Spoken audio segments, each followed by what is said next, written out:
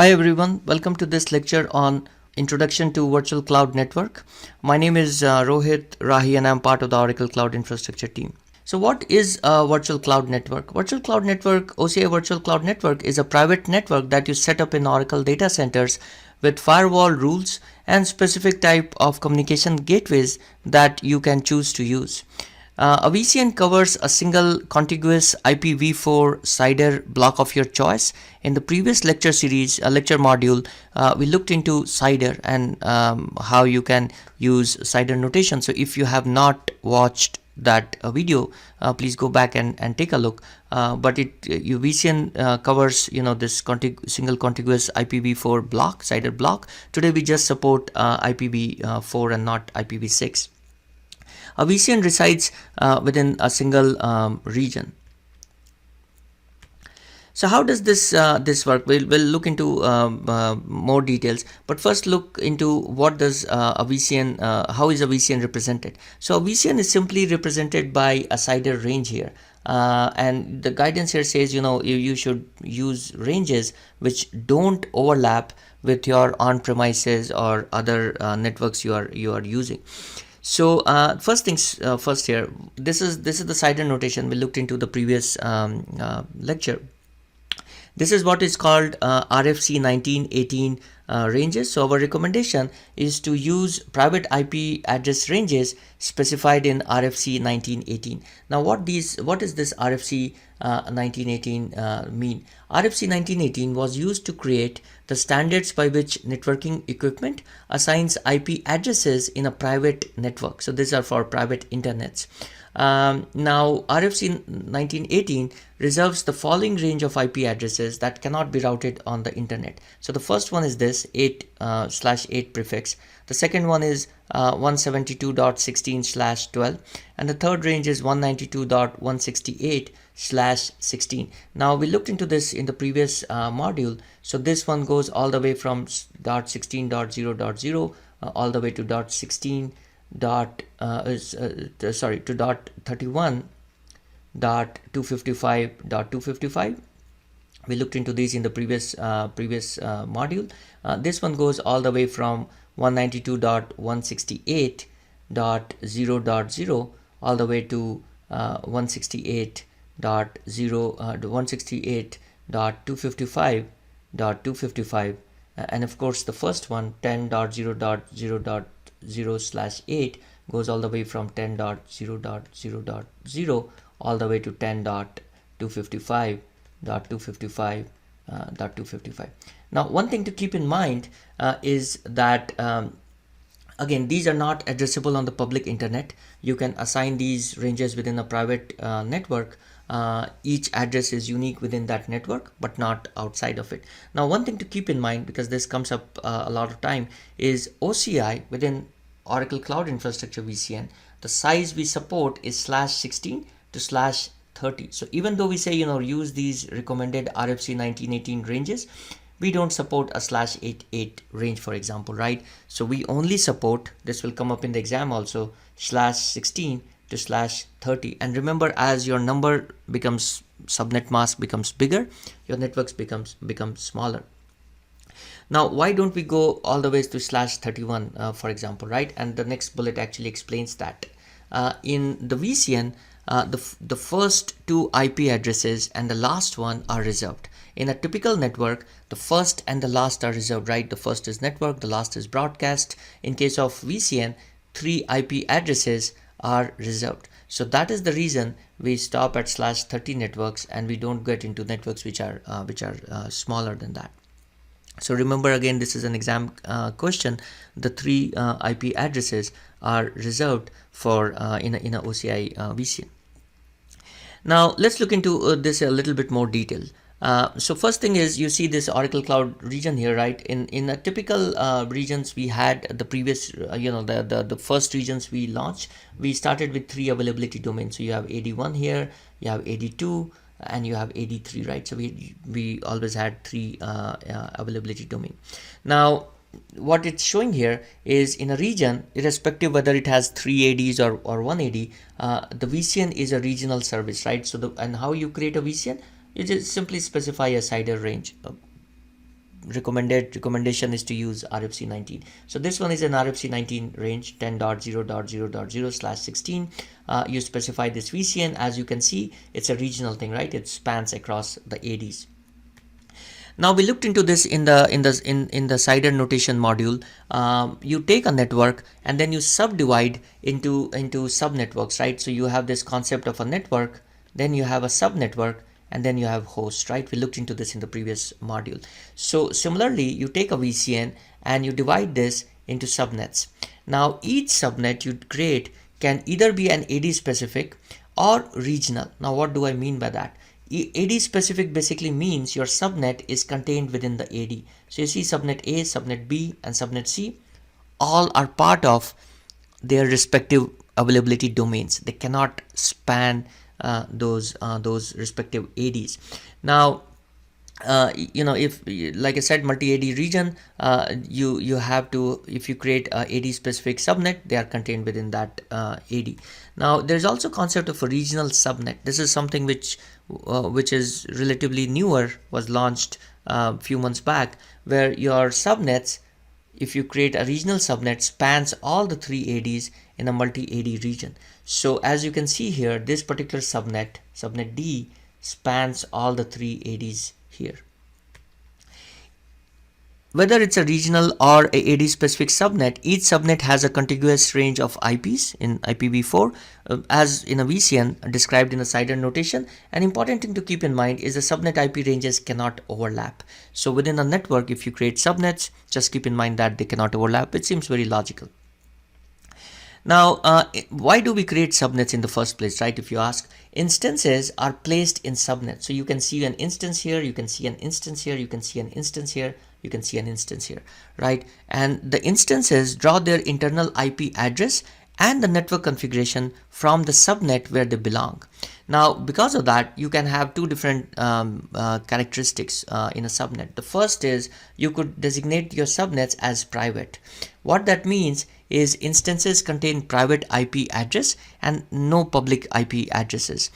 These can be your databases, or for security or other reasons, you might choose to just use private subnets.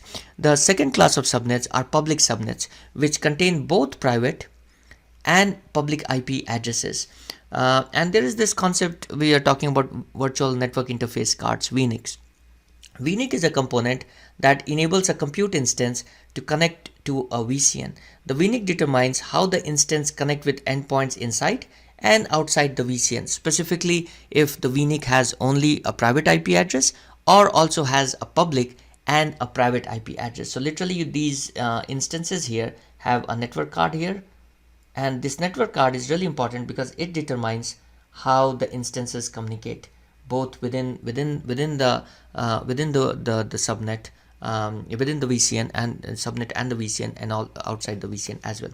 Now with this, let's quickly jump into the console and show you a quick demo of how you create a VCN within Oracle Cloud Infrastructure. So I'm here logged into my OCI console, and if you click on this sandwich or burger menu icon on the left hand side, you can see different tabs, and you can see the networking tab right here, right? And within networking, the first the first link is Virtual Cloud Networks, VCN, and there are whole sets of things here: dynamic routing gateways, IPsec, load balancer, fast connect, public IPs, and so on and so forth, right? And we'll discuss each of them in subsequent modules.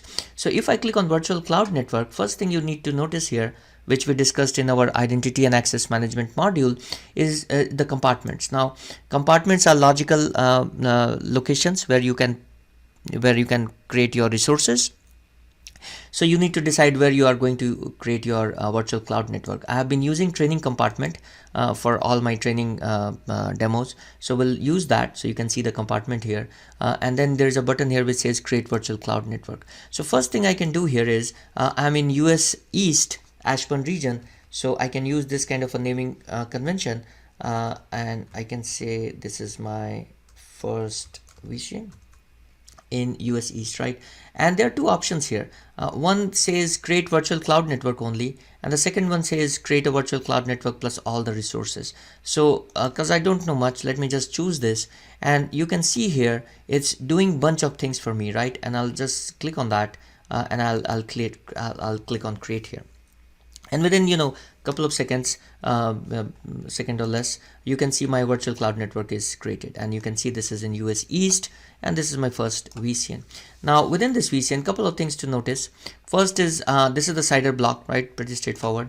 It chose one for me. I didn't provide that. Next example will actually do it ourselves, and it created 3 subnets here. Now US East has 3 availability domains, so you can see that there is a subnet for each of the availability domains. So 83 has a subnet, 82 has a subnet, and 81 has a subnet, right? Everything is available, and you see that it also chose CIDR blocks for subnets, right? So 10.0.0/24, 10.0.1.0/24, 10.0.2.0/24, right?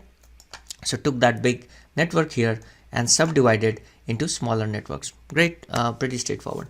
Now there are a bunch of things within a virtual cloud network: route tables, gateways, security list, different kinds of gateways, network security groups, etc., etc. We'll discuss all these in subsequent modules. So for now, let's we'll skip that, right? So second thing I want to show here is this was pretty straightforward, right? Think about this as a default network. I really don't care about my IP addresses. I just want something quick and easy. So I chose that option. If I didn't want that, right, I could come here and I could say this is my or let's call this production VCN in US East. Its compartment is training. I want to create a virtual cloud network only, right? I really don't want to go and create all the like all the subnets and all that, right? Because I want to control what kind of subnets and what kind of routing, the CIDR notations I can use.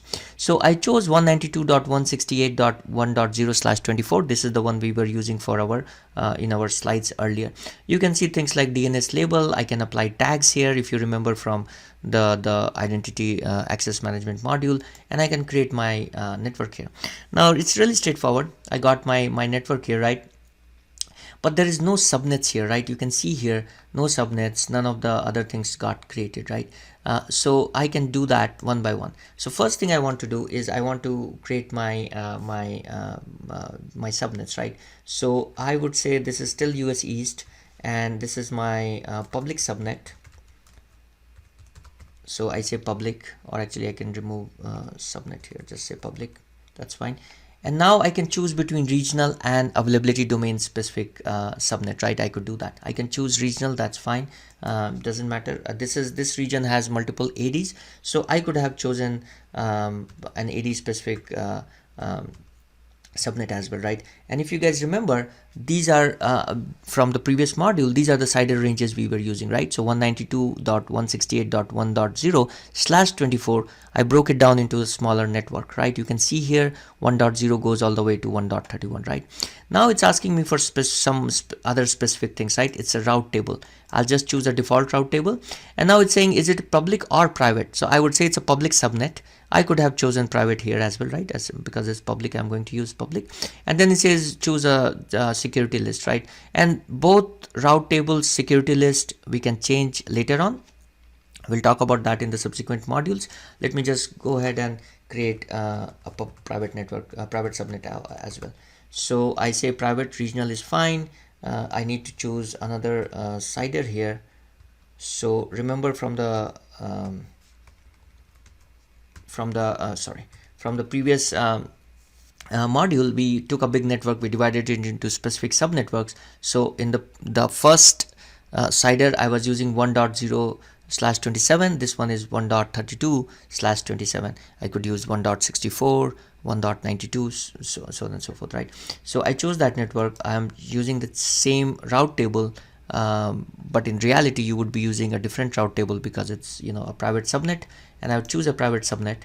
and here I can choose the same security list, but these again I can change subsequently. And now I create a subnet. So very simply, I created two subnets, private and public, and I created a network, created two subnets. In the next module, we'll talk a little bit about public and private IP addresses, and then we'll spin up an instance in both the subnets, and we'll get into a little bit more details on how things work.